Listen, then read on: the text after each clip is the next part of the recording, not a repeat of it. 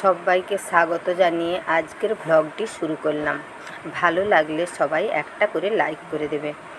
যাই হোক, শুরু করলাম ভ্লগটা। আজকে মেঘলা, সকাল থেকেই মোটামুটি মেঘ করছে। ঘুম থেকে উঠেই বিছানাটা আগে গুছিয়ে নিলাম, তারপর এবারে অন্য কাজে যাব পরপর। আর কয়েকদিন তারপরে স্কুল খুলে যাবে, তখন কাজের চাপ আরও বেড়ে যাবে।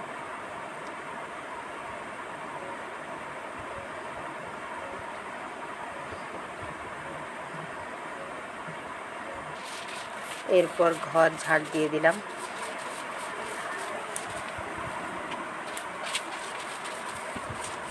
সকাল থেকেই আকাশটা ভালোই মেঘলা হয়ে আছে, কিন্তু গরমটাও ভীষণ।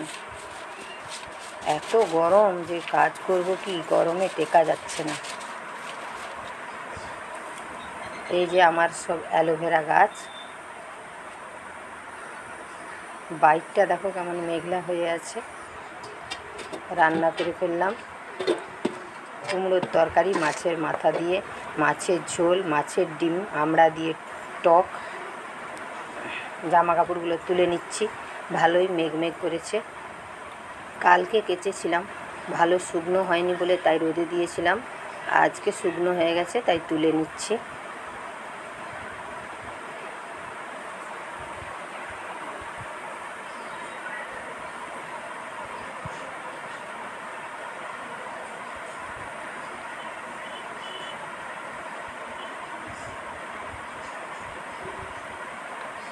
এখানে কয়েকটা কাজু কিশমিশ রোদে দিয়েছিলাম, সেগুলোতে পিঁমড়ে লেগে গেছিলো, তাই রোদ দিয়ে দিতে এই পিঁমড়েগুলো চলে গেছে, তাই তুলে নিয়ে এসে গেলাম। এবারে জামা কাপড়গুলো ভালো করে গুছিয়ে আলমারিতে তুলে রাখবো।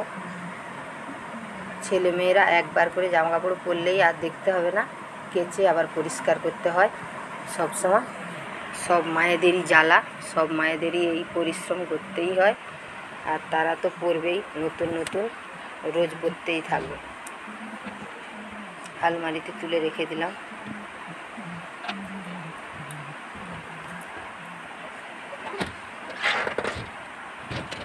এইটা আমার ছেলে মেয়ের আলমারি, তাদেরই জিনিসপত্র থাকে। এখানে আমার কাপড় অনেক দিন পড়েছিল, তাই সেগুলোকে ভালো করে গুছিয়ে রাখলাম।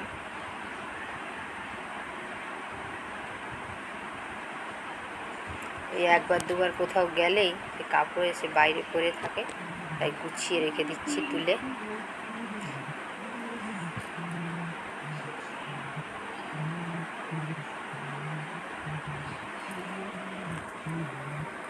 আমি আবার শাড়ির মধ্যেই ব্লাউজ করে রেখে দিই, কেননা খুঁজে পাওয়ার অসুবিধে হয়, তাই এর মধ্যেই রেখে দিলাম। খুঁজতে আর অসুবিধে হয় না, শাড়িটা পরলেই তার মধ্যে ব্লাউজ বেরিয়ে আসে।